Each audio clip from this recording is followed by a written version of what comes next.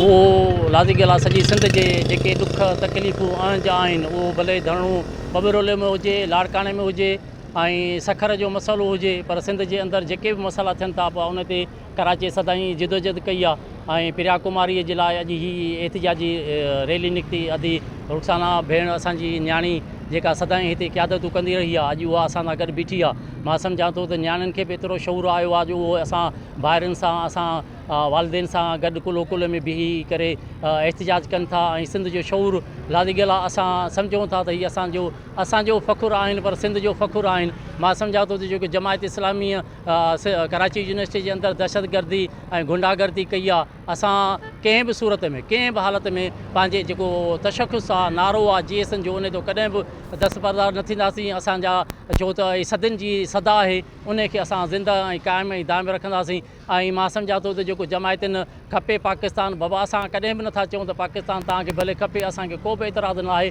पाकिस्तान 47 में ठहियो आहे, पर सिंध जेका असांजी आहे उहा जेको आहे हज़ारनि सालनि खां कुन खां जेको आहे न वजूद में आयल आहे। तंहिंजे करे तव्हां भले पाकिस्तान आहे त तव्हां वञी कश्मीर बलोचिस्तान में हेॾी सारी जो आहे न दहशतगर्दी हले थी पई, हेॾी सारी जो आहे न माण्हू उते जिदोजहद कनि था, तव्हां उते पाकिस्तान खे बचाइण जी कोशिशि कयो।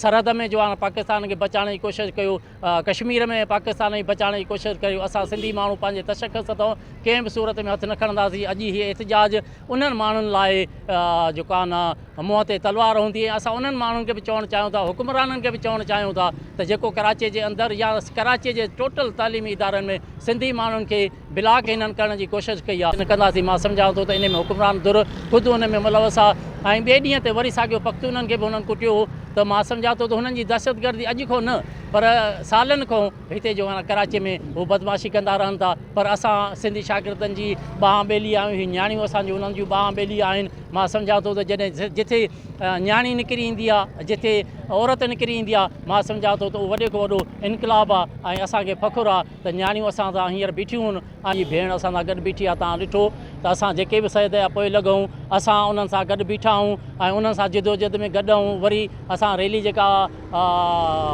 सुपराए ते कढी, तव्हां उन जी रिपोर्टिंग कई। असां त मुसलसिल हर सिंधी माण्हू जो कराची में तहफ़ुज़ कयो आहे, जेतिरो वित आहे वस आहे। असां जेके बि माण्हू जमायत जो हिमायती आहिनि, असां सम्झूं था त उहे हाणे जेको आहे न होश संभालीनि ऐं उन्हनि खां निकिरी अचनि, छो त उहे कंहिं बि सूरत में सिंध जा ख़ैरु ख़्वाह नथा थी सघनि। जेको हुननि जो अमीर आहे उहो बि बार बार MQM जी ॿोली ॻाल्हाईंदो आहे त कराची खे अलॻि सूबो कयो, अलॻि सूबो कयो। त मां सम्झां थो जेको बि ज़मीर वारो सिंधी माण्हू हूंदो, उहो सियासी हुजे, समाजी हुजे, उहो कंहिं बि सूरत में जमायत जी हिमायत न कंदो। जे हिमायत कंदो त मां सम्झां थो उहो बि गदार सिंध हूंदो। इहो असां मैसेज ॾींदासीं त महिरबानी करे इन्हनि सिफ़ुनि मां निकिरी करे असांजे जेको आहे न बाज़ू बणिजो, हिन न्याणियुनि जो जेको आहे न सहारो बणिजो। हिन न्याणियुनि सां कुलो कुल में बीही करे आवाज़ु ॾियो त बाबा सिंध हिकु आहे ऐं असां सां न्याणियूं, असां सां नौजवान